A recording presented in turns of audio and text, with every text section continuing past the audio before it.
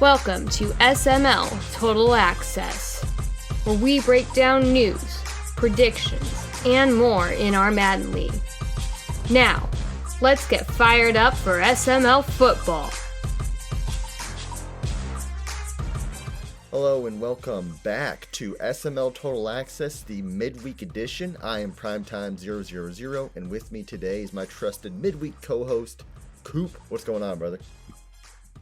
Hey, not much, man. How you doing? I'm fired up, man. It's another show. We got a lot of hot topics today, I think. So let's go ahead. Let's get right into it. First down. This has been brought up a few times now. In chat, watching some games. What do you think's going on? End of a game. When is it time to kind of give up? I guess not really give up, but I guess give up and say, okay, let's move on to next week. Let's not drag this out any longer than I have to. Maybe if you're winning or losing or both. Yeah, so this actually just happened earlier today too. Had some kneel downs with a little over 4 minutes left in the game. So so personally myself, I guess I've got a couple scenarios here. So if I'm down by 3 scores, so that's 17 points. So that's, 2 touchdowns and you need the ball back again. Mm-hmm. 3 scores with around 3 or less minutes. Like I'm probably just going to run the ball, and I might even chew clock around 3 to 2 minutes left in the game there. Yeah. Losing. If I'm down like maybe a couple scores and it gets to the point in the time where like I don't think I can score and get an onside kick and score again, like I might quit under 2 minutes, down 13, 14. Winning, I try not to give up too much. I mean, you see the game like where it tries to bring people back almost sometimes when you start playing different. And I'm not on the winning end where I'm ahead by that much very often. So I usually don't have to worry about that one. But yeah, around 3 scores under 3 minutes left. I recently had a game with Bomber where I think I was down by 10. Yeah. I fumbled in the red zone and he returned it all the way into field goal range. Yeah. I watched that game and he seemed not happy in his stream that you were kind of running the ball. It was late in the game and there was really no chance for a comeback, and he wanted to I think drag out the game and enjoy his win a little bit longer maybe. I don't know. That was interesting. Yeah, I think I was still kind of there. I was saving. I had 3 timeouts left. It got down to under 2 minutes, but he racked up like a couple of first downs. So I had 3 timeouts. It's under 2 minutes. Yeah. If he kicked a field goal, I was within 2 scores. Yeah. But then, of course, he scored a touchdown. At that point, my timeouts are worthless. And so I ran out the clock with a minute plus left in the game. But down 17 is not a lot you can do at that point. Yeah, no, I see where you're coming from there. I think if you're down 3 scores and under 2 minutes left, I don't really like the taking the timeouts thing. I know it's delaying the inevitable, and I know it's kind of one of those guidelines, quote unquote, that we joke about. Is that from QB? Yeah, exactly. So it's one of those things where it's kind of hard to gauge, and the feel of the game is kind of tough to go by, but I just don't like the guys when the game's obviously over and they're doing things to drag it out, whether that's to run up the score or to I don't know, if they think they can come back down by 20 points with a minute and a half left. I've seen that before, and they're spiking the ball and it just looks bad, and so I try to. If I'm down 3 scores, I try not taking any timeouts, and if I'm up, then I try not to give up, but I try to make the game go by a little bit quicker for the other guys, so we don't have a situation like we did recently where there's some kneeing early on and stuff like that. It's just right. It's such a delicate topic, and it's definitely interesting, and it's a game by game situation and a player by player, and how do you know when you're really out of it with Madden? It's so unique, and I don't know what the right answer really is. Yeah, it's different for everybody. And I guess something I didn't point out, I saw this happen maybe week 1 or 2 just this season. Yeah. Someone was typing the GGs in the chat. they were down by 1 score. They ended up getting the ball back after they typed "good game" at the end of the game. I didn't see So, that. they're giving up a little too early. I mean, Yeah. sometimes, you can do that too, but Yeah, I that's guess not, it just depends on your mood in the day yeah. and what's going Do on. you I don't put good game until the game's actually over. And I mean, Yeah, I running guess if down they're to kneeing it 0. out, yeah, running down exactly. If you're within one score and you have a chance of getting the ball back, don't freaking put good game. Like this is stupid. It's like the worst. Oh gee, I didn't even know that was a thing. Um, Yeah, I'm not gonna point out names. I don't okay. wanna make anybody mad, so uh, okay, so let's move on to topic two. This is brought up recently as well. I know there was some drama with Tiny in chat. Not to name names, but our Seattle Seahawks owner, Tiny Titan. Uh, what are your top 5 stats that you care about? Win or loss, or after a loss, after a win, however you feel. What are some stats you care about? Yeah, so I thought about this, yeah, after some of the stuff that had been brought up before. Tiny was, hey, I'm top 5 in passing. 2 different people were arguing different things. He was Mm, basically saying he didn't need Russ, but Russ is, he's almost in a nursing home at this point, so I don't blame him for letting him go. yeah, So, yeah. but yeah, so obviously you want to win the game. So winning is obviously the most important thing. Hmm. Um, After that, I'm not really a big stat guy. Yeah, Stuff I do look at is like stuff from like my team. So number 1 for me would be leading in turnovers. yeah, I would like to be positive in that. I feel like that can make or break you a lot of games. Um, my number 2, this would kind of be like a team stat for like the season, not just one game, but yeah, like points against on defense. I would, if I can lead that, I mean, that's going to keep you in some games, especially in a game like this where defense is tough to play. yeah, Number 3 for me, third down conversion percentage. yeah, I'd like to be up. I sometimes I mean, I'm not the best offensive guy at all, so leading in third down conversions, you can keep the chains moving. That hmm, can keep drives going. Number 4, this is something I wrote down, something that Madden doesn't record right, like at all, or yeah, I don't even think it's in the game. Quarterback pressure, like quarterback hits, yeah, and you can throw sacks into that. If you're getting to the quarterback a lot, that can really swing the game in your favor. yeah. And then my 5th one is back to defense. That's it's the only thing I'm really good at, Huh. so maybe that's what I look at. Defensive yardage per game. Yeah, Yeah. So keeping the offense, off the field. yeah, that's good. That's So good. those are my 5. Yeah, I agree. Number one for me is turnovers as well. I think it's kind of the cliche, but if you don't turn the ball over and if you're winning the turnover battle, you're already putting yourself in a position to win. So if I lose a game, probably first thing I'm going to point the blame at is if I threw a lot of interceptions, or if I want to complain that Madden screwed me, I'll look at the fumbles. Um, com- my number Yeah. 2 is actually, I've noticed in a lot of games that I lose, my completion percentage is really low. So that's kind of a weird one. I'm just throwing out there. Like maybe I wasn't very efficient passing the ball. Maybe I was just throwing a lot of maybe close to interceptions that hit the ground, or tight windows that weren't extending drives. So I put completion percentage on there. And maybe I was looking Okay. too deep too often instead of taking my check downs. I don't know. My third one is run pass ratio. So I'm kind of getting weird with these, but I think that in games that I lose, if I'm turning the ball over and if I've got a bad completion percentage, I'm probably throwing it too much. I tend to, even though I have Taylor, who's like 99 overall now, I tend to throw it too much. And I do my best when I'm at like a 50-50 or 55-45 run pass ratio. To just a nice, good balance. My next on fourth is third down percentage, like you said. It's just so crucial to keep those drives moving and pick up the chains, and those long methodical drives that just break people's spirits. I think those are huge.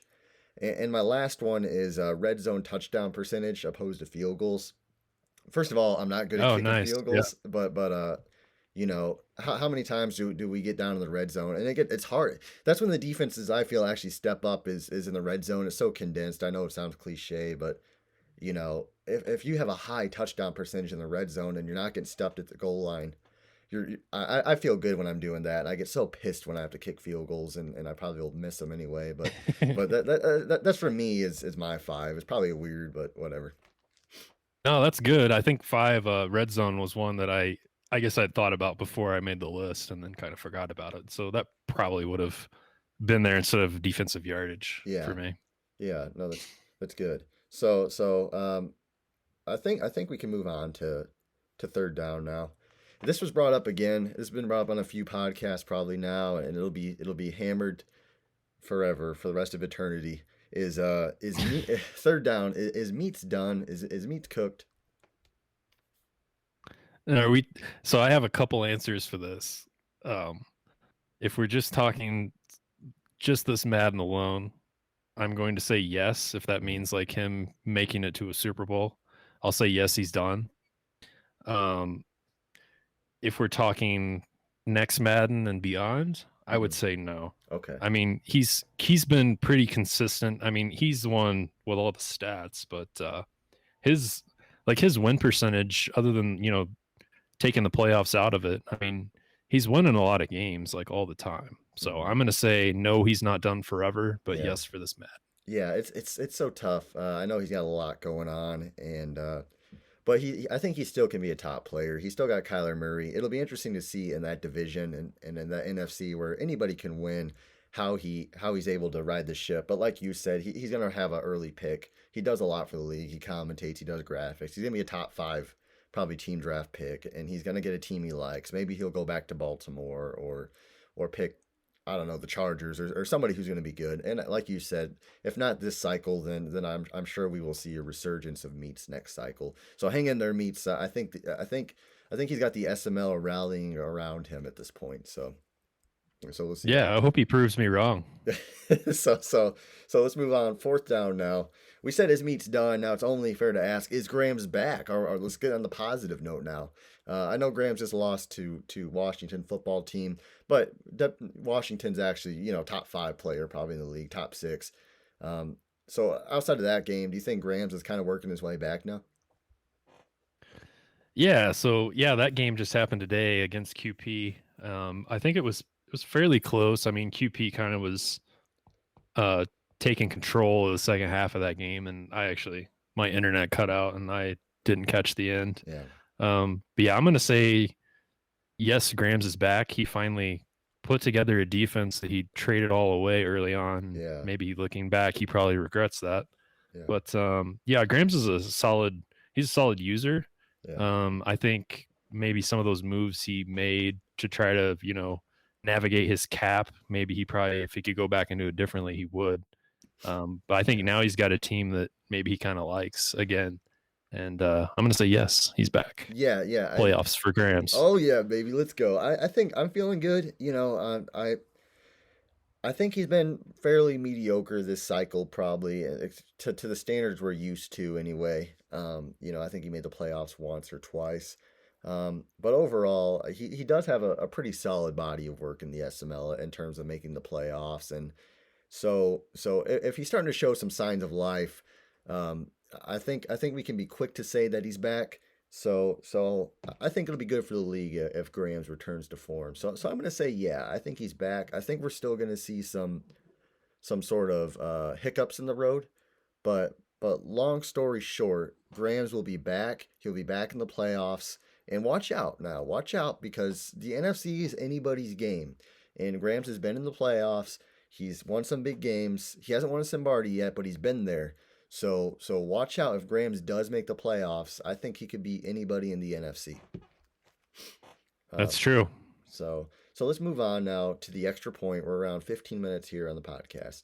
A lot of good teams in the SML. We still got some undefeated guys left. Bomber is one of them. The Patriots is another one of them. Dolphins. There's a lot. There's a handful of undefeated teams. Who do you think stays undefeated the longest? Yeah, so I had 5 teams written down this morning. Of course, Grams and QP played each other, so that knocked Grams off of there. Yeah. I tried to go through the schedules and kind of see like when they would face like a tough matchup. I kind of took so Paulie and I think Matt play here pretty soon. Yeah. So I crossed off Matt. I figured he would probably try to keep throwing with Drew Lock and lose to Paulie. Yeah, I think my answer. I have a few written down here. So Bomber was actually one of the ones with one of the tougher games before the trade deadline hits. He plays Faz in week 7, I believe. I don't know. I have written down. I have week 7, but I'm still gonna go with Bomber. He's kind of, people keep letting him trade up in the draft and pick in the top 10, and his defense is ridiculous. He's a pretty good offensive player, anyways.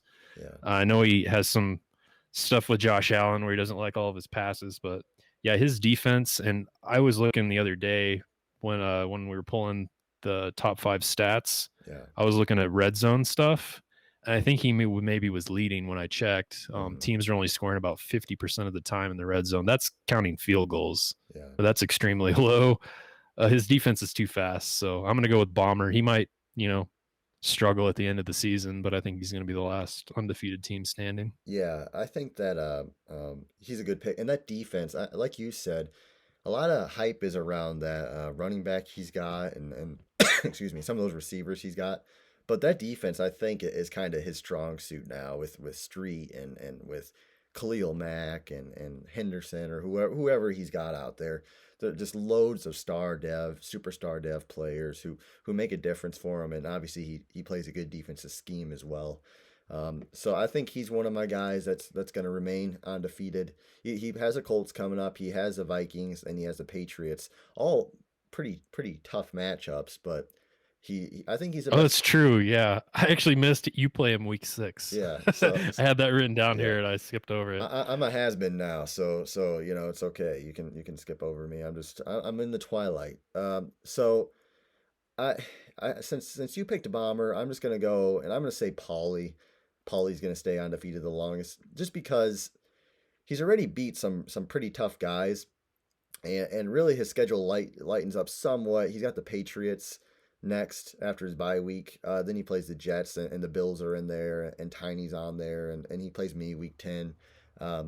So some of his games are a little bit lighter than what they have been. So I'm going to say Paulie is going to remain undefeated, just because Bomber's got 3 really tough games in a row, and while I think he's capable of remaining undefeated, just for the sake of the show, I'm going to say Paulie's going to be the one to stay unbeaten the longest. So yeah, I'm just gonna point this out before it gets thrown in chat. So me and you are in the AFC, and we both picked AFC guys to stay. QP, you're right there. So it's it's a toss up. Just whatever we were feeling today. We're an equal opportunity show here in the SML, so or Total Access, excuse me. So yeah, QP, we believe in you as well. Hey, maybe I'll predict QP to win a Super Bowl or something. Who knows? So he could. So. Well, I think that's all we got. We're around 18 minutes, and actually, we actually have a game right after this, so that'll be interesting to see. You actually beat me quite a bit. You play me really well. Do you have any predictions for tonight's game? No, because they're always different. They are. So it's either like you struggle to move the ball against me, or I struggle to move the ball at all against you. I mean, it's never the same. It doesn't seem like. So we'll see what Madden's thinking tonight. I'm sure it'll be loads of fun, and may the best man win, guys. Everybody, hopefully you enjoyed this podcast. I am Prime. He is Coop. We are Total Access. We are the SML. Everybody, thanks for listening, and you have a good night. Night.